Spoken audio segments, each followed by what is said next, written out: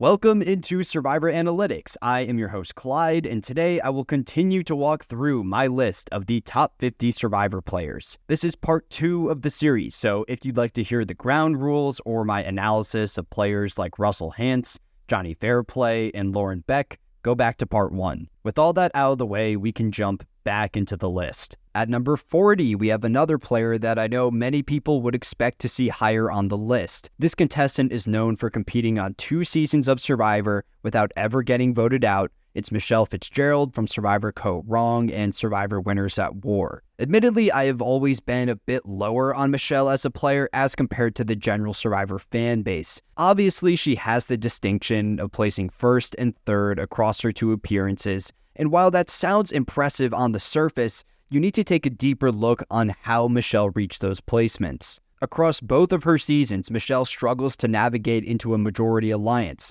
On Survivor Co. Wrong, she's positioned on the bottom from the final 8 onwards. She relies on a Joe medical evacuation and an immunity win to reach the final tribal council. While it's impressive that Michele was capable of winning those challenges at the very end, it's still a negative on her resume in that she was the target to begin with. Once again, on Winners at War, Michele operates outside the majority alliance. From the final 8 through the final 6, Michele is excluded from the consensus plan in every tribal council. She also needs immunity at the final 6, where she was the consensus target. For a large section of that season, Michele doesn't really know what's going on. Natalie's decision to take Michele to the end clearly proved that Michele was not a legitimate jury threat. She was carried to that point as an easy beat. In fact, by the final 4, Michele had 0 winning combinations against any pairing of Natalie, Tony, and Sarah. Maybe she wins the season if she rolls with Ben and Natalie to the final 3, but she contributes to the Ben elimination, so I guess she shot herself in the foot there. I really don't find Michele's Winners at War game all that impressive, which is why I question the title of the quote-unquote 2-time player that's never been voted out. All of this is to say that my primary reservation with Michele is her inability to finesse her way into a majority alliance. I'm not looking for Michele to be the head of the alliance, but I think her constant operation on the bottom means that she's always at risk of going home earlier. With that criticism in mind, I still rank Michele at number 40 because she knows how to build bonds with those other contestants on the bottom. On Co. Wrong, Michele establishes multiple advocates on the jury in Scott, Jason, and Julia, who all functioned outside the majority alongside her. Granted, I think there was an element of bitterness from those jurors against Aubrey, but the social play is clutch nonetheless. Michele combines those social connections with an ability to bulldoze her way to the end. She's got 4 career immunity challenge wins under her belt. I think Michele can win her way out to the end and cash in on her respective jury votes. At the end of the day, Michele has proven that her playstyle is repeatable. She can get towards the end of the game, but I wonder how often she actually wins. It's difficult to impress a jury consistently without ever holding any strategic agency. For those reasons, Michele falls here at number 40. On to number 39, we have another winner of the show. It's the winner of Survivor David vs. Goliath,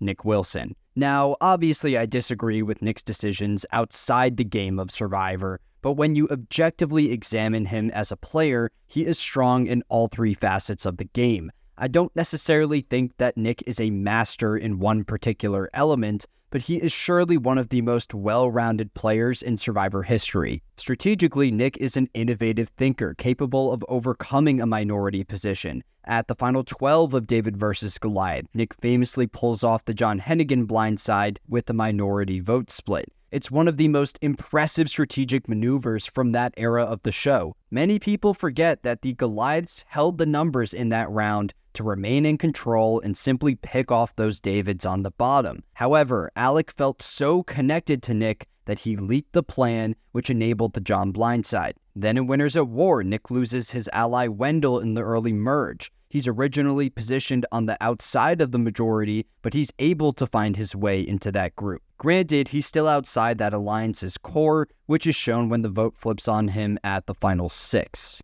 I also have a lot of confidence in Nick building a winning resume and finding his winning combinations. On David vs. Goliath, I think Nick beats just about any remaining player by the time of the final 6. I used to believe that Nick needed immunity at final 5 and final 4, but postseason interviews indicate that Nick was already locked into a final 3 deal with Mike and Angelina. In other words, Nick's path to the win was solidified by the final 5. There's 2 main strategic concerns with Nick. First, we have his initial struggles to enter the majority. It's been widely reported that Nick was a serious target for the first David's tribal council, and he greatly benefits from the Pat medical evacuation. If not for that situation, Nick potentially goes home in the first episode of the season. Second, we have never witnessed a clean Nick Wilson run. In both appearances, Nick blatantly loses control at some point in the post-merge. In David vs. Goliath, he's on the outs for the Carl vote at the final 9 and the Davey vote at the final 6. Nick does not handle his exclusion particularly well in the aftermath of those tribal councils. On Winners at War, he loses control at the Wendell vote at the final 12, and obviously the final 6 where he goes home. Physically, I know that Nick can win out if need be. He wins the last 3 individual immunity challenges on David vs. Goliath. You can debate the actual necessity of those immunity wins, but the athletic ability is impressive nonetheless. Finally, we get to the social side of the game where, shocker, Nick is above average. The cast of Season 37 worked according to their original tribal divisions for a large chunk of the post-merge. Nick was one of the few players to align across tribal lines. He forms connections with multiple Goliaths like Angelina and Mike, who he later defeats in the final tribal council. He also develops working relationships with Alec and Dan in the early merge, which enabled the Davids to momentarily take control. If you throw Nick into a modern season of Survivor featuring multiple swaps, I think he can adapt to his environment and form those necessary alliances in the different stages of the game. So ultimately, I ranked Nick at 39 because there's no real glaring weakness on his resume. He's solid in all 3 components of the game, he has a middle-tier win on David vs. Goliath, and he's a player that I would say has a decent shot at winning any random season of Survivor. Nick's lack of expertise in one particular area holds him back, but his well-roundedness earns him this spot at 39. At number 38, we have a player that I feel is drastically underrated by the general Survivor community due to her lackluster edit on her winning season. It's another New Era player. It's Erika from Survivor 41. Immediately following Erika's win, I would have ranked her as one of the worst winners of the franchise and easily outside the top 50. However, when you put a magnifying glass to Erika's game alongside new information from the cast post-season, you will find that it's an upper middle tier winning game. She's your prototypical under-the-radar winner. She knows how to lay low, avoid the target, and gain agency over the course of the season. It's far from the flashiest winning game that we've seen, but fireworks and crazy blindsides are not necessary components of a great Survivor player. Erika's route to victory is fairly straightforward, and I think she shows enough in her single appearance to warrant this placement. I feel that the most important component of Erika's playstyle is her threat level management.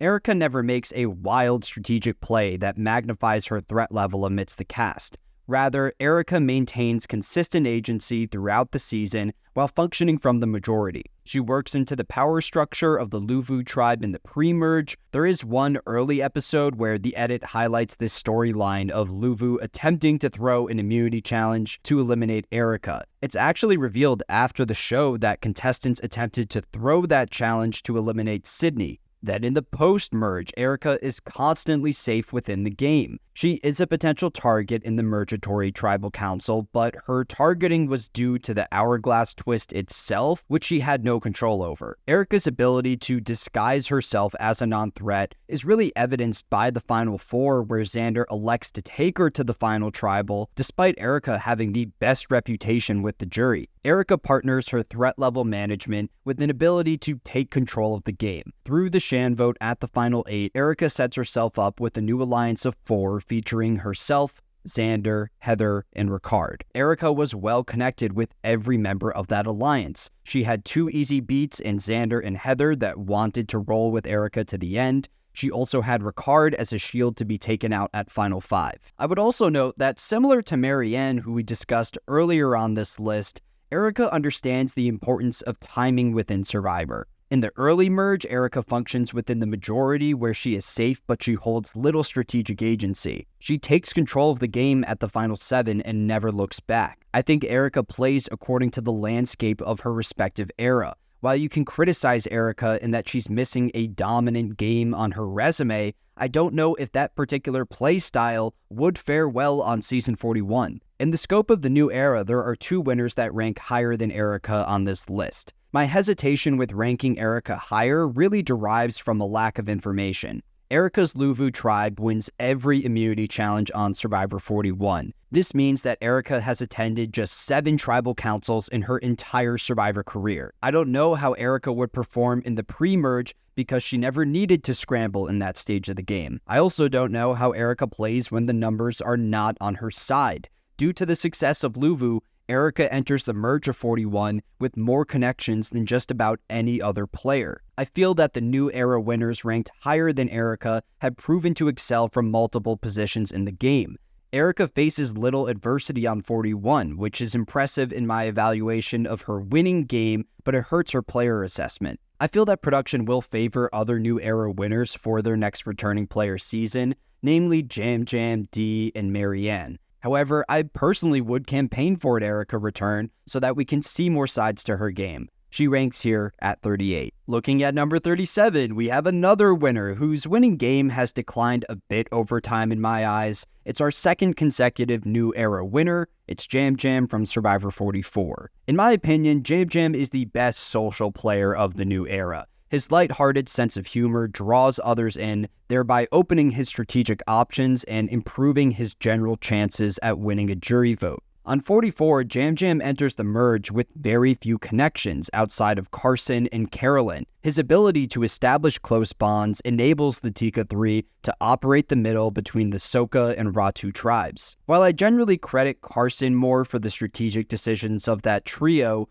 Yam-Yam still plays a valuable role in that alliance. At the final 7, his relationship with Jamie leads her to essentially give the Tikas the numbers advantage. At the final 5, Yam-Yam knows that Lauren is the consensus target, but he throws a cautionary vote on Heidi in the event of an idol play. This move ends up being the correct strategic read as Lauren votes against Yam-Yam. If Lauren held an idol there, this decision theoretically saves him.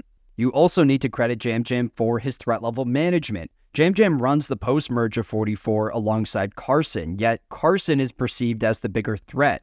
When Heidi wins individual immunity at Final 4, Yam-Yam has a clear shield in front of him who Heidi challenges in firemaking. Finally, I respect Yam-Yam's tactic of writing his own winning arc as he competes on the island. Throughout the post-merge, Yam-Yam tells other contestants that those players who vote against him will go home in the subsequent tribal council. When Yam-Yam sits at the final tribal, his winning pitch felt authentic as other players heard this storyline for weeks. Yam-Yam's success on 44 proves that he can navigate through Survivor's most difficult minority positions. Now on to the negatives. I have 3 new era players ranked ahead of Yam-Yam on this list. There's a couple components of Yam-Yam's playstyle that are open to criticism, but the biggest for me is his outlook on the final tribal council. Yam-Yam fails to identify his ideal winning combinations. He consistently targets Carolyn in the endgame, and he's talked out of this plan by Carson. We later learn that Carolyn was not well respected by the jury, as she does not receive a single jury vote. Meanwhile, Yam-Yam helps Carson in firemaking at Final 4, indicating that he was willing to face Carson in the final tribal. If Carson reaches that point, I think he beats Yam-Yam. Carson locks down the jury votes of Kane, Danny, Lauren, and Brandon. He only needs one more to guarantee the win. You can also criticize the lack of evidence for Yam-Yam operating as an independent strategist. As mentioned earlier, he works alongside Carson for just about the entire season.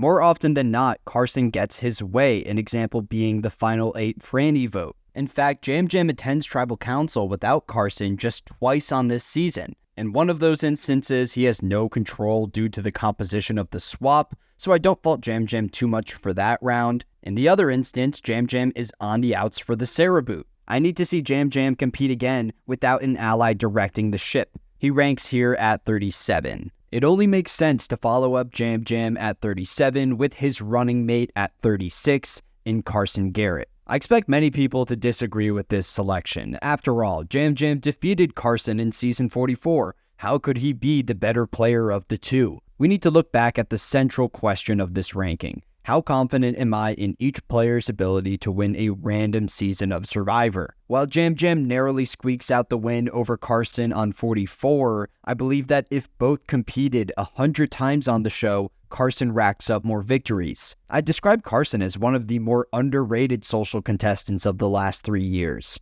3 players swap tribes on Survivor 44, and only one of them actually integrates into their new group. Josh and Jamie come forward as immediate targets on their new tribes, while Carson establishes legitimate connections on Ratu. Later on at the final 8, Carson blindsides Carolyn by flipping the vote on her ally Franny. Following that move, there was a concern that Carolyn would go rogue, but Carson pulls her back into the Tika alliance. In fact, Carolyn unnecessarily plays her idol on Carson in the following round. Carson's social prowess is further evidenced at the final 4, where Yam-Yam helps him in fire-making despite Carson's potential to win a jury vote. You can make the argument that Yam-Yam's decision there was outside the game, but there's no denying that it was a poor strategic read. If Carson reaches the final tribal against Yam-Yam, he has 4 locked jury votes in Danny, Brandon, Lauren, and Kane. He needs just one more to guarantee the win. Strategically, Carson does a great job at positioning himself in the middle across various scenarios. In the first Tika Tribal Council, Carson is the key swing vote that eliminates Helen and officially establishes the Tika 3 alliance. Many fans will remember Season 44 as the season of Tika, but that group does not exist without Carson's decision in the early game. In the early merge, Carson serves as the head of intel for the Tika 3. He acquires information from both the Ratu and Soka tribes, which enables the Tikas to pit the 2 groups against each other. In the later merge, Carson's relationship with Lauren allows the Tikas to gain the numbers at the final 6. This is all to say that Carson dominates the merge of 44 alongside Yam-Yam, and I found that Carson generally won their strategic disagreements. He had more say in the actual direction of votes. While Carson's maneuvering through the game is top-notch, other players eventually catch on to him. He is easily the biggest threat on the board by the final 5, where if he loses immunity there, I think there's a chance that the other players band together against him. At the final 4, Carson is perceived as such a massive threat that Heidi forfeits individual immunity to challenge him in fire. Carson's inability to remain undercover in the late game draws some concern for me. I feel that Carson is the type of player that wins more often than not when he sits in the final tribal, but the actual route to the end is difficult.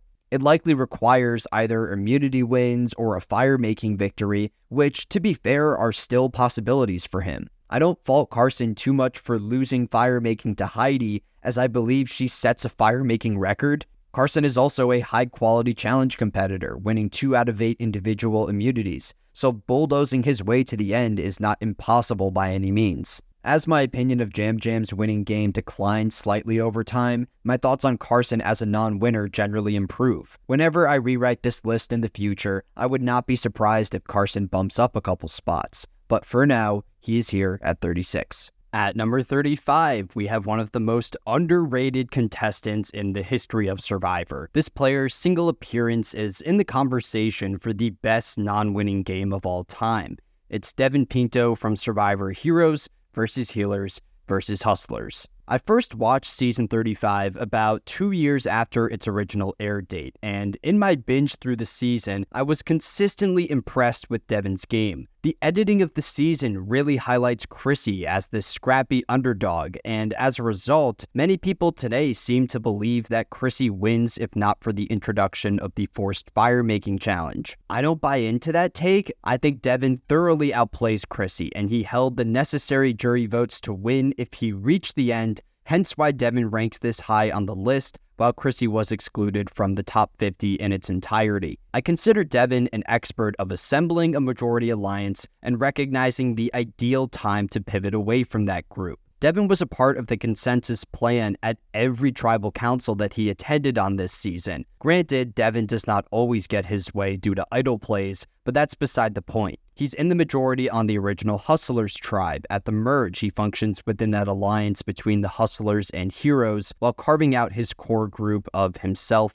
Lauren, Ashley, and Ben. That group of 4 dominates the mid-merge, and when it implodes at the final 7, Devon correctly flips and establishes a new primary alliance with Ryan and Chrissy, who he rides with to the endgame. Devon partners this ability to navigate into the majority with some expert threat level management. Devon knew that he initially comes across as this relaxed, non-threatening surfer bro, and he utilized that perception to his advantage. Devon does not have a single individual immunity win on Triple H, yet no one writes down his name until the final 5. Devon's overall persona is a major reason why Chrissy and Ryan elect to align with him over a player like Dr. Mike, who was an easy beat in the final tribal. Last thing to hit on with Devon's strategic game is his capacity to coordinate some outside-the-box maneuvers. In the early merge, Devon concocts the plan to disguise Ben as a part of the Minority Alliance in order to acquire intel. At the final 5, Devon saves himself by anticipating another Ben idol play and casting his vote against Dr. Mike. All of this is to say that I have a lot of confidence in Devon finding his group, remaining safe within that alliance, and coordinating votes to clear his path to the end. Unfortunately, Devon is one of the unluckiest contestants in Survivor history. First, you have Ben disrupting Devon's schemes by finding 3 consecutive idols, which features an element of resilience, but there's also a lot of luck there. Then you get production surprising the cast by introducing the forced fire-making challenge at the final 4, which sends Devon home. Without that twist, Devon reaches the final tribal council against Chrissy and Ryan, where he likely wins the season. In an 8-person jury, I think Devon has the locked votes of Ashley, Cole, and Dr. Mike. From there, I think he picks up the votes of Desi and Lauren, winning the season in a 5-2-1 jury vote. Keep in mind that this winning scenario for Devon hinges on a normal vote at the final 4. If Devon defeats Ben in fire-making, then he likely wins the season by an even greater margin. There's 2 main faults to point to with Devon. First, you have his under-the-radar playstyle. While this approach clears Devon's path to the end, it may hurt him in the final tribal. Some jury members like Joe perceive Devon as a clueless floater. Now, I personally believe that Devon could articulate his game and overcome those perceptions in the end, but we never see him actually jump this hurdle. Second, you can critique Devon's threat level management in the end game, where Chrissy elects to send him into fire-making against Ben. Now, I constantly say on this page that placement is not indicative of player quality, but I feel that Devon is a case where a win on Season 35 would have caused him to leap up the list due to the additional information acquired through that win. As it stands now, I don't know how Devon operates in front of a jury. I don't know how he combats jury members who disrespect his under-the-radar playstyle. In a theoretical world where Ben goes out at Final 4 and Devon shines in the final tribal, we could be looking at a top 15 player of all time. Instead, my analysis is based a bit more on hypotheticals, which lands Devon here at 35. Breaking up this recent string of modern players, we have an old-school contestant. It's the first golden boy of Survivor, Ethan Zohn from Survivor Africa, All-Stars, and Winners at War. My opinion of Ethan as a player has improved over his subsequent seasons. I think Ethan's win on Africa is oftentimes overrated by the general fan base due to his outlook on the final tribal. For most of that season, Ethan operates as a strategic second-in-command to Lex. Ethan actually intended on going to the final tribal council with Lex, where, according to post-season interviews, Ethan would have lost. Ethan gets very lucky in that Kim Johnson won final immunity and takes him to the end. He essentially needed another contestant to do the dirty work of cutting his number 1 ally. I worry that Ethan lacks a killer element to his game. I don't know if he's capable of putting his personal relationships aside in order to complete the necessary strategic move. That cutthroat side of the game becomes more important now that we're a bit higher on the list. To be fair, Ethan makes some deceptive moves in his Survivor career. After the tribe swap on Africa, Ethan leads the first throne challenge in Survivor history in order to ensure the original Boron numbers at the merge.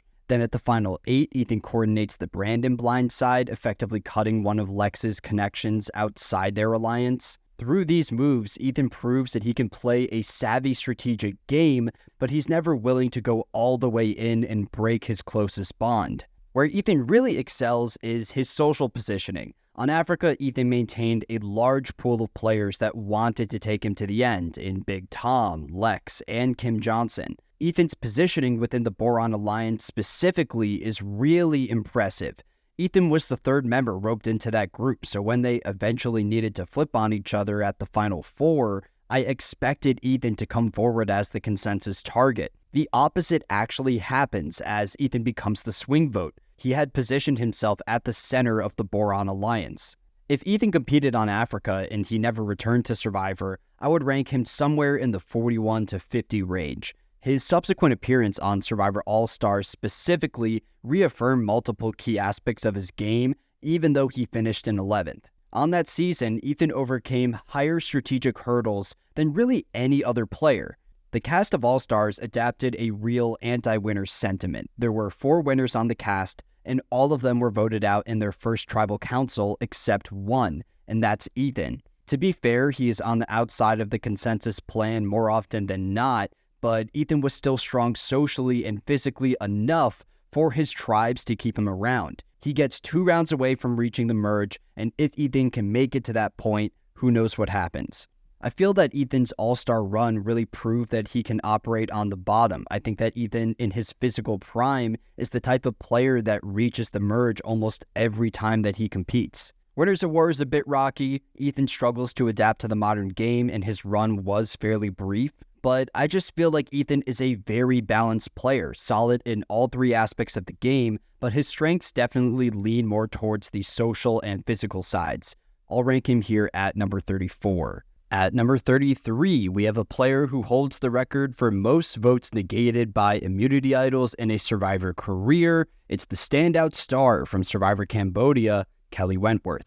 Wentworth is obviously a modern legend of Survivor, and with that legendary reputation, I feel that some fans will overrate her as a player, especially her Cambodia game. On that season, Wentworth is perpetually outside the majority alliance without a lot of insight into the voting dynamics. She relies on idols and immunities to eventually land in 4th place. Now, on one hand, it's impressive that Wentworth proved that she could survive on the bottom with significant win equity. I think that if Wentworth reaches the end of that season, even against Jeremy, she wins the whole thing. On the other hand, we need to acknowledge that we've never seen Wentworth really excel from the majority. There's a couple players ahead of Wentworth on this list that follow a similar arc in terms of their gameplay. Chris Doherty from Survivor Vanuatu, for example, is on the bottom in the early merge, but takes control at the final 7. That's not the case for Wentworth. She never grabs the game by the horns in her entire Survivor career.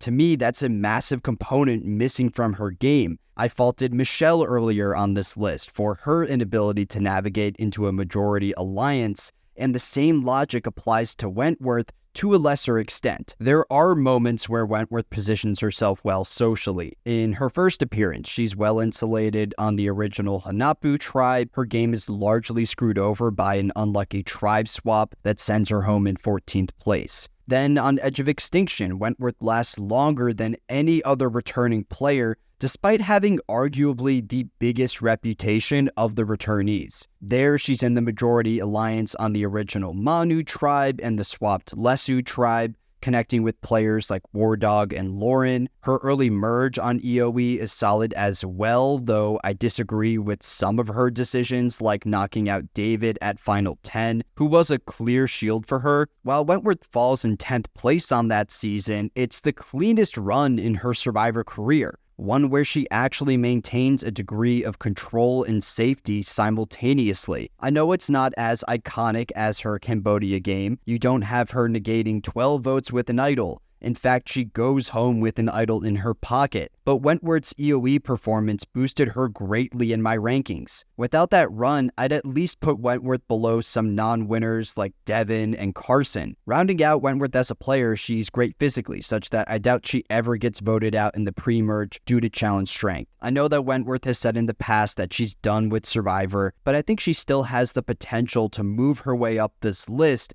by competing out another season with some extended time in the majority. She lands here at 33. At number 32, we got a player that reminds me of Wentworth in that they both came from the same era of the show, have a similar play style, but I believe that this contestant has proven to work in a wider range of strategic positions, and that's Spencer Bledsoe from Survivor Cagayan and Survivor Cambodia. Spencer's Survivor resume is particularly interesting in that his 2 appearances showcase 2 entirely different play styles. Spencer's Kageyan game is a bit of a disaster in that he primarily operates from the bottom without any real strategic agency. He votes correctly in just 3 out of 8 post-merge tribal councils, and he's largely outclassed by Tony Vlachos flipping between groups. Spencer only lasts to the final 4 due to challenge wins and idle plays, which I don't consider a very reliable approach. Just like Wentworth, it's impressive that Spencer could survive on the bottom and potentially win from that position.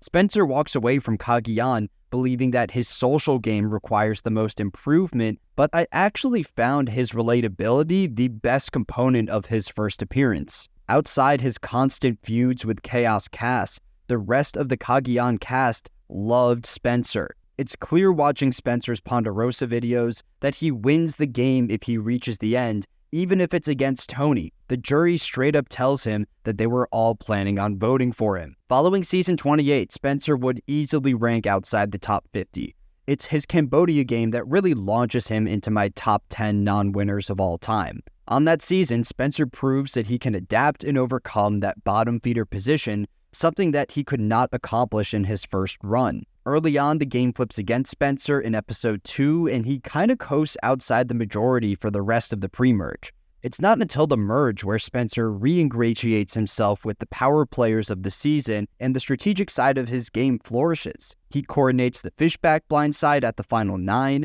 effectively making Jeremy more dependent on him as an ally. At the final 6, Spencer correctly anticipates Kimmy flipping against their alliance, thereby causing Jeremy to save himself with an idol. The second half of Cambodia goes exactly according to plan for Spencer as he reaches the final tribal with Jeremy and Tasha. The problem with Spencer is that his outlook on the endgame was straight up wrong. By the time of the final 4, Spencer is in a position where he loses the season no matter what, as both Jeremy and Wentworth would have defeated him in the end. This endgame reveals multiple major flaws in Spencer as a player. First, this updated version of Spencer fails to connect with the jury in the same way as the Kageyan version. Spencer lacks that lovable aura that you see in a player like Marianne. I think he requires a superior strategic resume in order to win a season. To be fair, there were winning scenarios for Spencer on Cambodia. He likely wins against any combination of Tasha, Keith, and Abby Maria.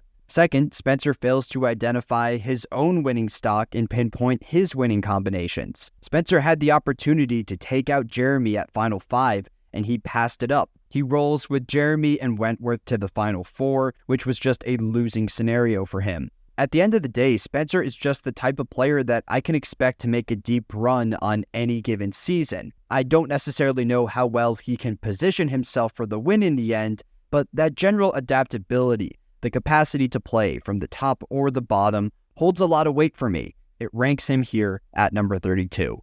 At number 31, we got a contestant whose winning game is straight up dominant, but their player quality does not necessarily match. It's Tina Wesson from Survivor Australian Outback, All-Stars, and Blood vs. Water. Tina is obviously a historical figure within Survivor. Second winner ever, first woman to win the show, and the founder of the Onion Alliance. I'm very high on Tina's winning game. It's somewhere in my top 15 of all time. There, Tina proved that she could really run a season strategically from the majority. She sets up this very stable power structure of 5 Oga Core members with a core 3 of herself, Keith, and Colby. That trio directs the course of voting for the entire season. Tina votes correctly in every tribal council with legitimate agency. She makes some impressive moves along the way, like the Mitchell boot where Tina pulls Colby onto her side. Tina also demonstrates some stellar late game positioning. When the numbers boil down to her core 3, Tina is in a spot where both Keith and Colby